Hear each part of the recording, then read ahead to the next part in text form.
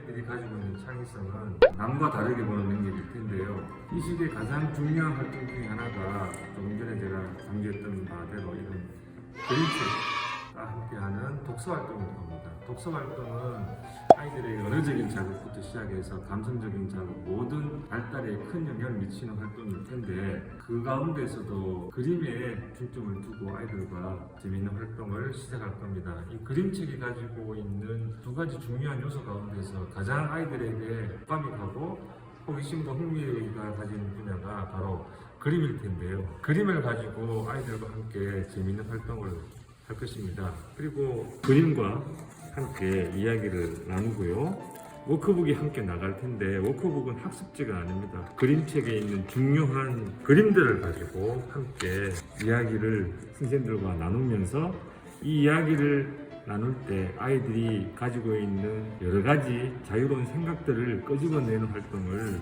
진행을 할 겁니다.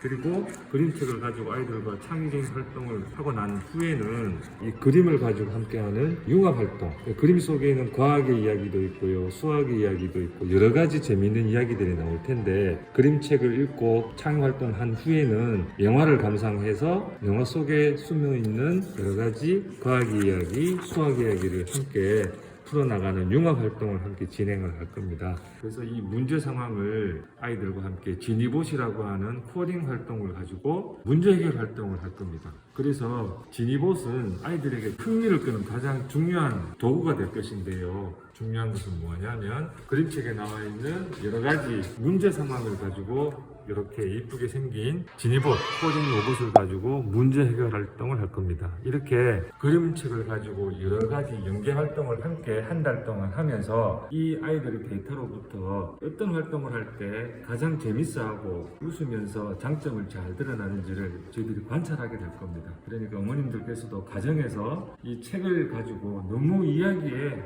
또는 줄거리에 초점을 둔 활동에 너무 주안점 두지 마시고 되도록이면 그림책에 있는 그림을 가지고 새로운 이야기를 만들어 본다든지 아니면 아이들의 생각을 물어본다든지 이렇게 창의적인 활동을 가정에서도 병행하면 참 좋겠습니다.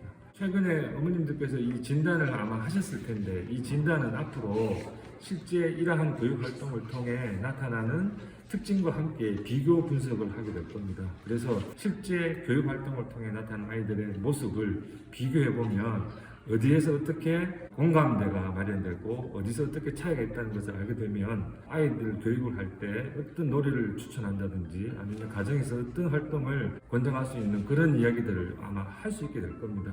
그래서 여기 원장님과 선생님들과 함께 이 데이터의 분석 결과를 함께 공유하면서 어머님들께 제공할 예정입니다. 앞으로 1년 동안 새로운 교육 과정을 통해서 어머님 여러분과 함께 만나 뵈면 좋겠습니다. 감사합니다.